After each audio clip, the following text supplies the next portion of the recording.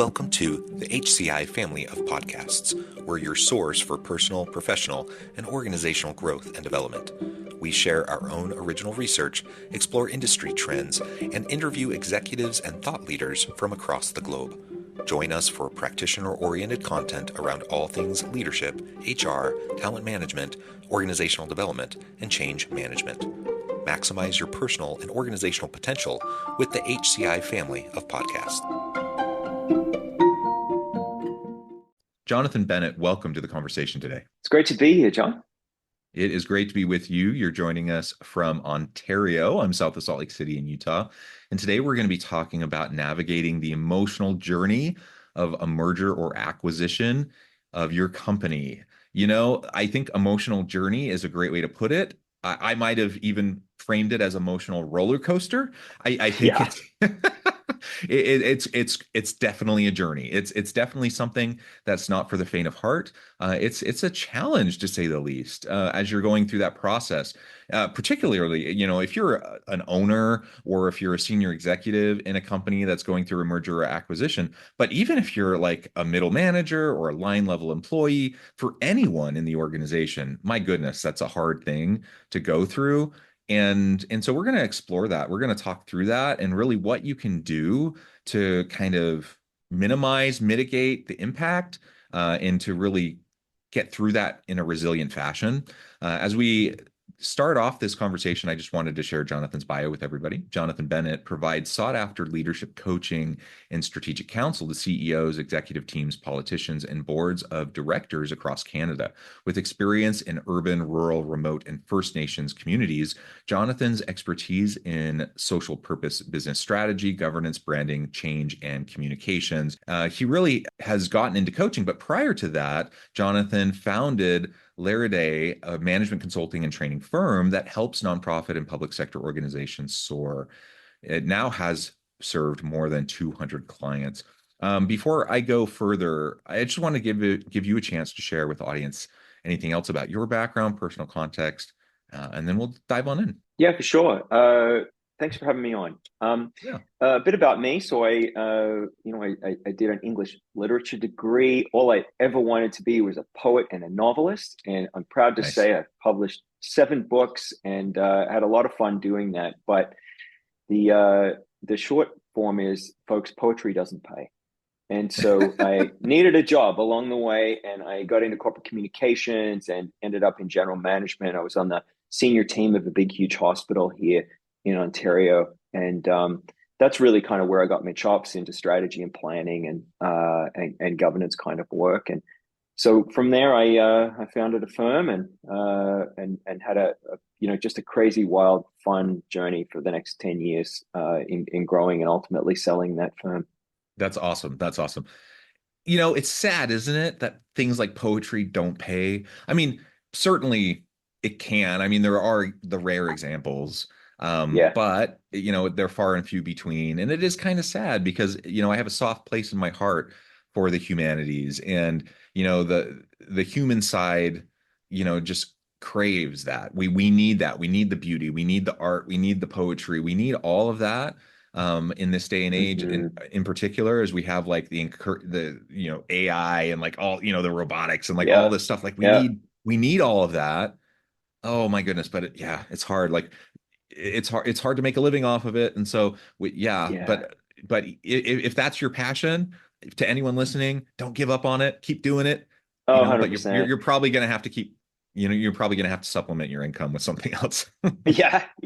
I mean, for me, it's a both and I always tell people, like, I have a daughter who's in first year's humanity. She just started in first year university in humanities. And, you know, I mean, it's where you learn how to think. And thinking's never going to go out of fashion. And, you know, like, it's kind of the old joke, but like, if you learn how to think, you can hire all the MBAs in the world. Like, you need to be the person that can think creatively and think in new and innovative ways. And I really believe that.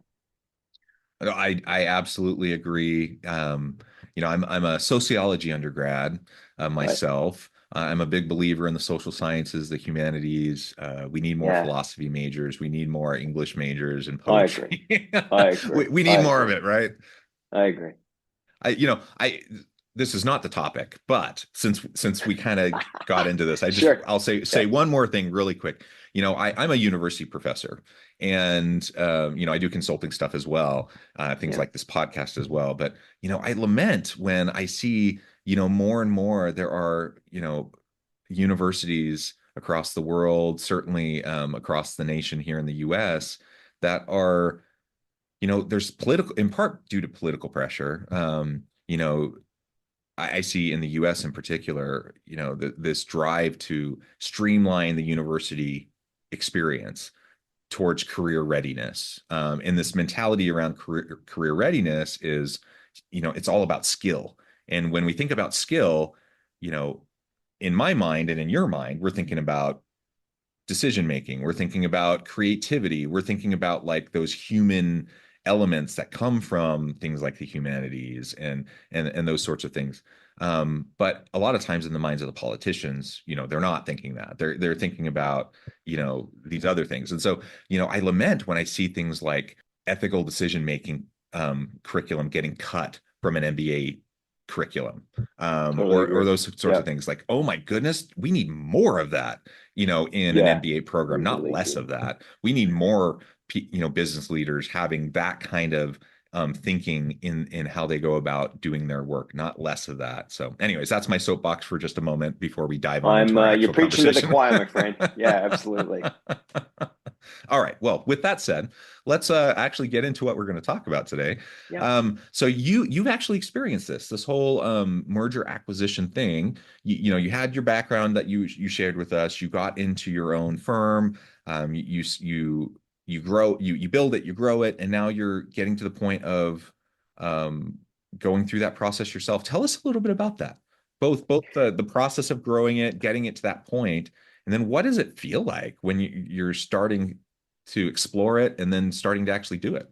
Yeah, it really is an emotional journey. I mean, think about what it's like to found something where there is nothing. Now there is something, and you wrap your identity up in this thing that you're growing. And it really doesn't matter whether it's a services firm like mine was, it was a management consulting firm, or whether you're doing something physical and a kind of Main Street business, you name it. Like if it's a part of what you put your heart and soul into, then you're creating this thing.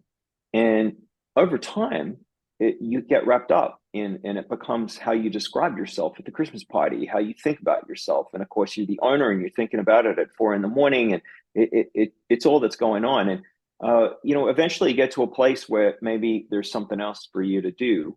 And it's a big turning point. And so for me, Yeah. I remember the exact moment. It was, I think around 2018, and I was on a vacation with my wife. We were in Dublin, in Ireland, and we were Mm. walking for days on end. And we were just talking about the future. And I kind of confessed that I think I may be coming to the end of this journey, and I think I'm thinking about maybe what could be next. And Mm. she just looked at me kind of glibly and said, well, you better get a plan together because you can't just give 2 weeks notice. And it's like that's what it's like being married to a psychotherapist. Sometimes they cut through the quick. And I took it to heart because I realized in my mind there was somebody at the company that would be the natural successor. But despite me being a consultant and teaching other people about succession planning, I really hadn't done it myself. Yeah. And so I came back and began a kind of slow burn conversation with my colleague. And in fact, I kind of created a process, talked to everybody in the company. What are they thinking? Just to make sure there wasn't any other folks there that had aspirations or anything that I was missing. And so we went through a kind of careful transition process, and we orchestrated a management buyout. And we did it in a way that I think really worked well for us. I actually stepped down as CEO a year before I sold the company to her, and she stepped up. And and that gave her time to kind of wrap her head around it. It also gave time for our clients to have a lot of comfort that the world was still going to continue on as they'd understood it to, and Mhm. gave a really nice like kind of window. Yeah, the sort of humbling thing for me, John, was that it's amazing how fast everybody in the company just orientated to her leadership. How quick they And moved on. oh yeah, like, I thought I was the shit, but it turned out I was just the boss. And that just like it was like I could barely get a meeting towards the end. I'm like, I still actually technically own the place. Like, but I'm grateful for that because it taught me a lot about how organizational dynamics really do work and how you think it is about your leadership, and you tell yourself all this stuff. But actually, people know where their bread is buttered, and people understand how to position themselves, and there's a lot of jockeying that goes on in any normal culture. And so I learned a lot through that process. But the emotional journey, and if that's where we're going, it felt to me like I thought I had it in hand. In my mind, the selling of the company, it was about how many multiple times earnings and EBITDA, and like pricing a company. And actually, that's just the easy part. The lawyers and the accountants, they wrap around you, and you go into the thing and you figure it out, and financing and all of that happens. Great. There's a million people out there that know a ton about that. What I really learned was it's like surfing, the old Kubler-Ross curve. Like, you've got so much grief and letting go and anger and strange feelings because it really is your identity, and you're moving on to this new place in your life. And it feels like nobody prepares you for that. And it took much longer to just kind of like go through that. I'll just call it kind of a grieving process before I sort of came out the other side and realized, okay, now I've kind of completed the story and I understand it, and here it is. And so I've been talking with lots of founders and lots of other folks that are at some point on their exit journey, whether it's like at the start of just contemplating it or pre-contemplating it, all the way through to I've done it but I'm struggling. And there's a lot of common elements there, a lot of common ground for folks to kind of come together and realize that this really is a bigger thing that we don't usually talk about. Yeah. Oh my goodness. So there's a lot I think to unpack there. For you, as the owner who's going through the process of making the transition, there's a whole lot you're dealing with. I couldn't help but just kind of crack up a little bit as you're expressing kind of the handoff of the baton and realizing that maybe you're not as essential anymore as maybe you thought you were, which is Totally. actually awesome, right? That's what you want. Yeah. On the one hand, that's 100% what you want. On the other hand, it is a little bit of an ego, burst because Just because crushing. you do like being needed, right? You You do. love being needed and wanted, and then when you realize, oh, maybe I'm not as quite essential as maybe I imagine, but it's wonderful because the best indication of you doing a good job as a leader is that you've built your bench strength, that you've prepared other people to take over. So actually, that's a huge kudos to you. That was the case, right? Thank But you. it is a Yeah. little bit of a gut punch, when you start It to step away.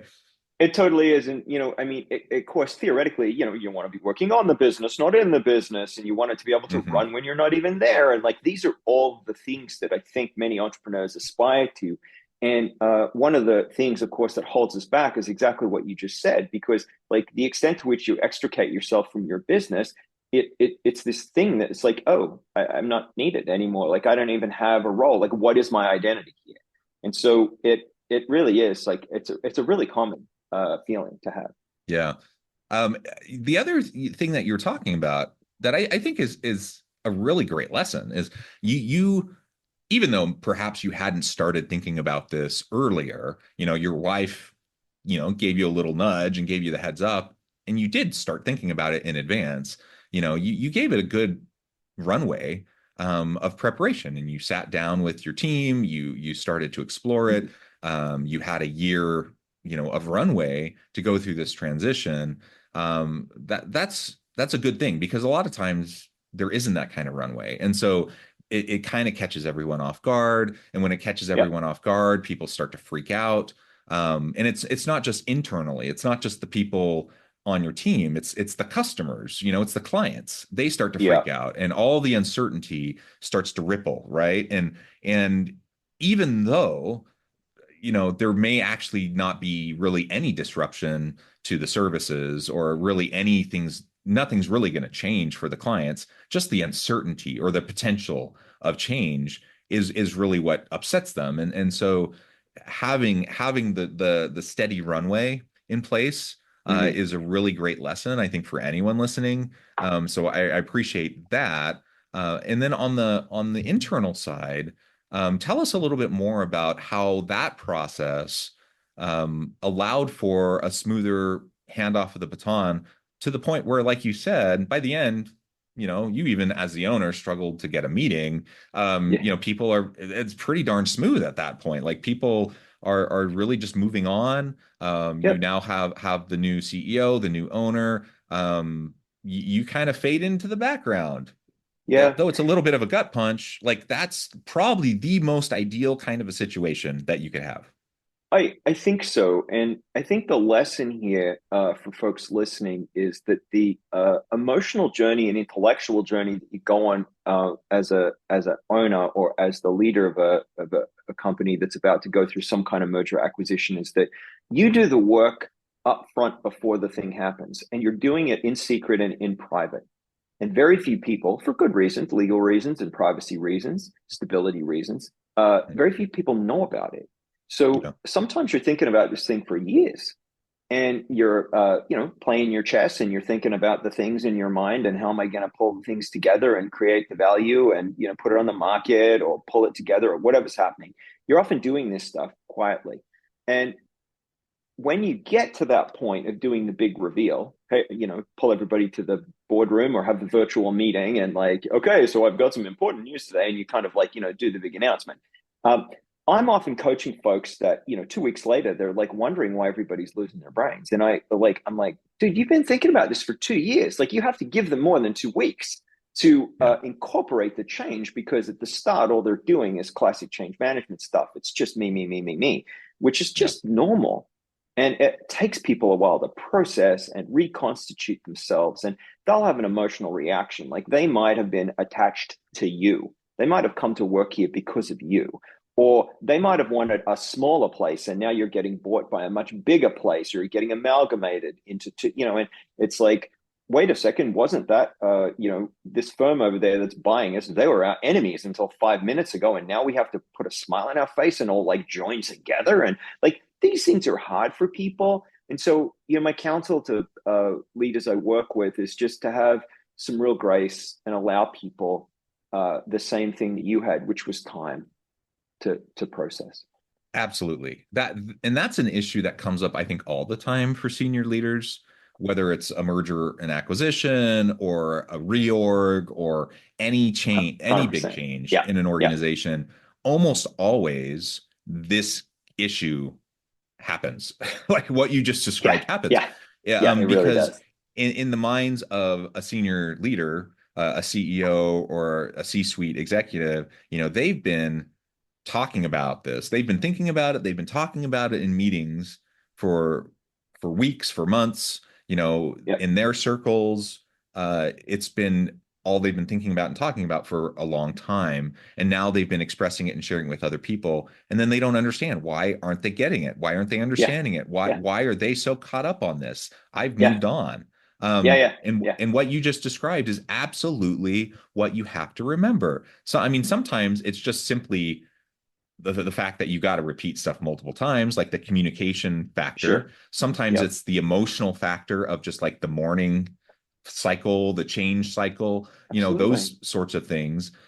It's just the reality of how humans process, you know, Really is.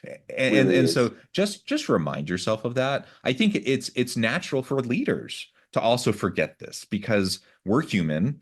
And so, it's natural for us to just realize like we've moved on. It's unless we can check ourselves, it's natural for us to also not realize and remember that, oh, everyone else hasn't moved on. So we need to check ourselves. All of Yep. these things are really important because it's really dangerous if we don't remember that we can really, really shoot ourselves in the foot and shoot like our culture in the foot. Like we can shoot our ability to have Oh yeah. a clean change, a Yep. clean switch and adjustment if we say and do the wrong things in that moment Yep. because we're frustrated, right? With Yep. our people. Yeah. It really is true, and it's completely predictable. Like in my mind, Mm-hmm. we should put, a kind of grief cycle as a line on the Gantt chart, Yeah. like in Yeah. in the project. Like Yeah. 100% this thing will happen.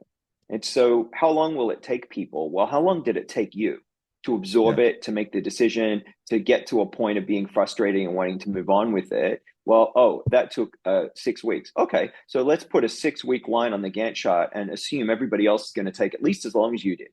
And so it is really like I think we're constantly surprised by it as leaders, and we really ought not to be, because it is completely predictable. And I love how you expanded from where I went, and because you see it everywhere. I mean, we just see it in all kinds of things. A reorg is a great example. Yeah, it always happens. Yeah, So you go through the process. We can use you as an example again, but you go through that process, you get through it. Then what? Like you come to the other side. In your case, now you've just sold your company. You're no longer CEO. Where do you go from there? yeah. I mean, I sort of hit a point in my career in life where I thought, what's like, what is my next act? And Yeah. I think I really like took some time with it. And I thought that the one thing that I knew was that I really loved serving leaders. I had been Mm, doing so many strategic plans, like just all the strategic plans for 10 years, hmm like hmm a hmm hundred and something of them. I was just so done facilitating large groups and grinding out plans. And it was fascinating, interesting work. I still do it, uh, but only in a narrow way now. What I really wanted to do was serve the leaders themselves, not the organizations and not the companies. And so that was my shift. And so these days, I'm a trusted advisor. I kind of use coaching as a tool. I call myself a coach, but like to be honest, I give a heck of a lot more advice than a lot of coaches do and should, because I've been there. I'm getting old because I know stuff, and so people tend to call me when they're at the crossroads, when they know that they've got blind spots and they've got business issues that they want to bust through and they want to make better decisions faster. That's usually why I get called in. Yeah, yeah, really cool.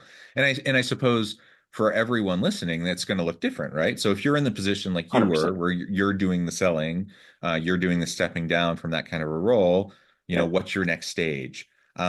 You always have to ask yourself that question. Let's say I'm the one that's staying behind. Now I have just gotten bought out and I'm staying behind. I'm part of this new mesh together leadership team.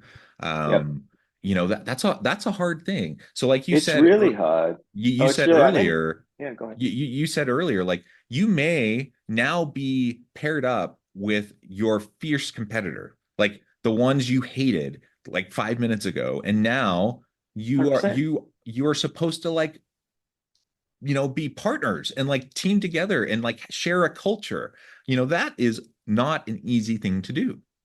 No, it isn't. I mean, and we also know, I mean, the management literature will bear out, so many M&As fail Yeah, yeah. because these things are it's cultural and it's so tough. And there's everything from like survivor guilt, like big layoffs happen. We don't need two of Mhm. this guy anymore, or two of this person anymore, and so we end up rationalizing and consolidating, and so folks that survive have all the guilt and the weird things. There's I didn't choose this new entity, whether it's, we've been taken over by company B, company A gets taken over by company B, or a company C gets created, like whatever it is, like that is a choice that's been imposed upon you. You have to go through, you have agency. Do I stay? Is this for me? Maybe I'll give it some time and think it through. I'll see how it feels. And they're also your new folks are looking at you thinking, is this person for us? And so it's a new job. Who are we kidding? Like it's a new team, it's a new job, and it's a tumultuous time for everybody. And I think I think it just serves us all well to be sensitive to how long it takes. It takes much longer than we think it is going to take. Like I was saying to somebody the other day, like you should imagine how long you're going to think it's going to take and then triple it, because it Right. really will. It really will be that hard. Well, Jonathan, this has just been a really fun conversation. We've only scratched the surface. I think there's a ton more we could talk about, but I do note the time. I need to let you go and get on with your busy day. Before we wrap things up, I wanted to give you a chance to share with the audience how they can connect with you, find out more about your work, and then give us the final word on the topic for today. Yeah, thanks. So my website is clearlythen.com. I'm really active, Jonathan Bennett, on LinkedIn, and shoot me DM. I like to spend an hour or so with folks that are leading organizations and are at that real big change point in their life, and they'd like some support. So if that sounds like you, feel free to reach out. Final thought on M&As. I really think it takes a lot longer for it to work itself through than anybody ever thinks. And so put grief on a Gantt chart, folks. I love it. I love it. Grief on a Gantt chart. Jonathan, thank you. It's been a real pleasure. I encourage the audience to reach out, get connected, find out more about what Jonathan can do for you. And as always, I hope everyone can stay healthy and safe, that you can find meaning and purpose at work each and every day. And I hope you all have a great week.